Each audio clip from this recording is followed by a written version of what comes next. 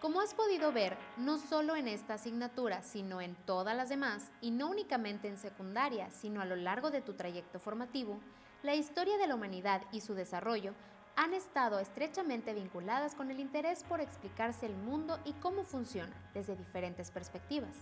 La mayoría de los conocimientos que tenemos hoy y los que se siguen generando han surgido de esta inquietud, de la curiosidad de mujeres y hombres que han dedicado su vida y talentos a explicar el mundo, su naturaleza y sus leyes, en todos los ámbitos de la vida. Esta clase la dedicaremos a profundizar sobre la tercera ley de Newton, que cambió la forma de entender no solo al mundo, sino al universo y sus dinámicas, y que dio origen a la mecánica clásica, parte fundamental de la física moderna que, en gran medida, ha posibilitado su desarrollo.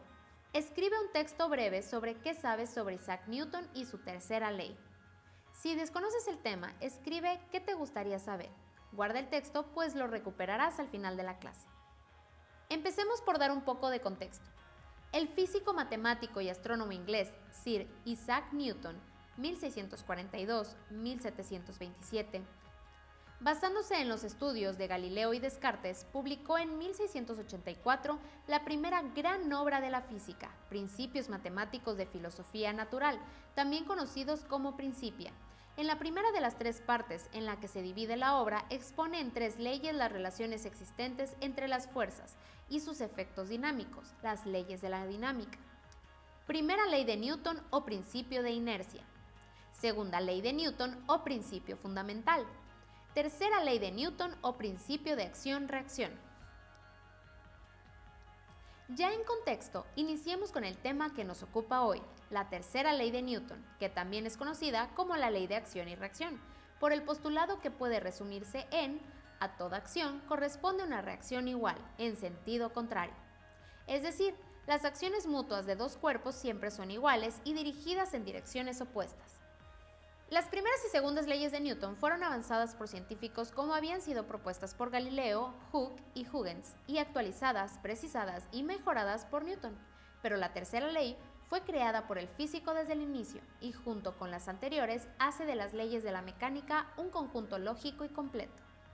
La premisa de la tercera ley, que ya mencionamos, implica que las fuerzas situadas sobre la misma recta siempre se presenten en pares de igual magnitud y en dirección opuesta.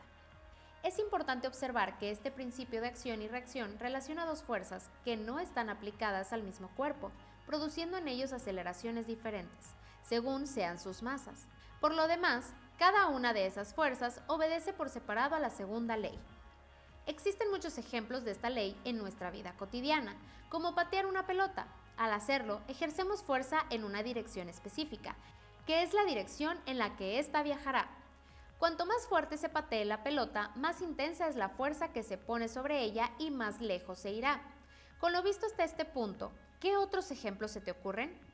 La tercera ley de Newton, conocida también como principio fundamental de la dinámica, además de la acción-reacción, enuncia los principios de conservación del momento lineal y del momento angular. Pero veamos ejemplos más concretos sobre cómo se expresa esta ley en nuestra cotidianidad. Imagina una partida de canicas, todas con igual masa.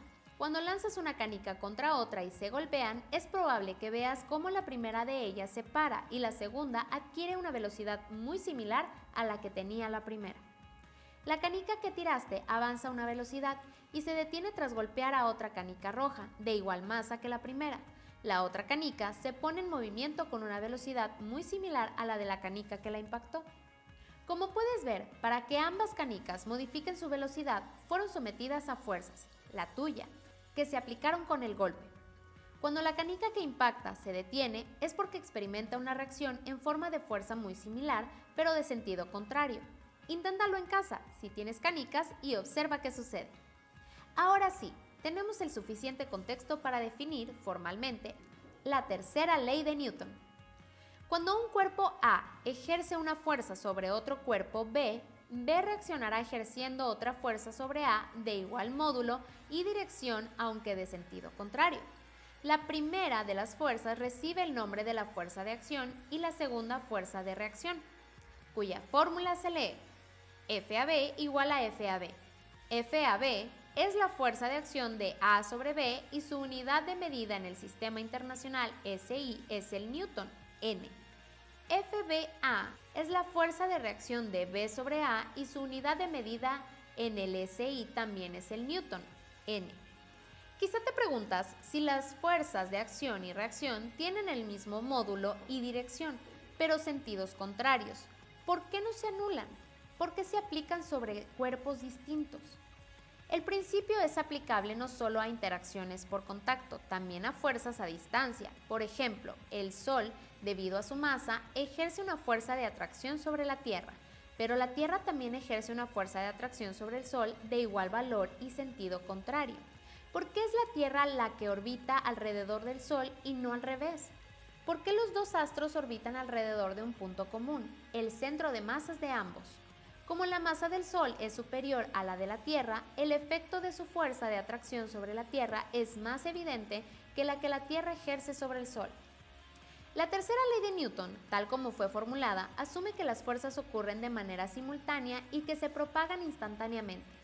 En las interacciones por contacto, este principio no es refutable, pero en las interacciones a distancia sí. Einstein realizó avances significativos al respecto, pero será tema de otra clase. Veamos algunos ejemplos en las actividades físicas que sueles realizar. Caminar. Cuando caminas y gracias a la fuerza de rozamiento impulsas la tierra hacia atrás. La reacción de la tierra sobre tus pies es impulsarlos hacia adelante. Correr. Los atletas utilizan el arrancador para impulsarse. Lo hacen ejerciendo una fuerza contra el mismo, de manera que la reacción de este les dé el impulso deseado. Nadar. Al nadar, impulsas el agua hacia atrás, gracias a lo cual el agua te impulsa hacia adelante. Cuando llegas al final de la piscina, para dar la vuelta te impulsas con los pies sobre la pared. La reacción de la pared sobre tus pies es la que te permite propulsarte. Sobre las manifestaciones de la segunda ley de Newton en la vida cotidiana, elige 3 donde se exprese cada día de tu vida. Escríbelas. Explica cómo se aplica en ellas el principio de acción-reacción. Elabora un dibujo con flechas indicando el sentido de las fuerzas y su dirección para ilustrarlas. Retoma las reflexiones que escribiste al inicio de la clase. ¿Qué sabías sobre el tema? ¿Te resultó sencillo o complicado comprender lo expuesto? ¿Por qué? ¿Qué aprendiste? ¿Qué consideras que necesitarías reforzar? Muchas gracias por tu participación, por habernos acompañado el día de hoy. Esperamos que lo revisado te permita entender mejor el mundo que habitamos y las leyes que lo rigen, y que lo aprendido te sea de gran utilidad dentro y fuera de la escuela. Hasta pronto.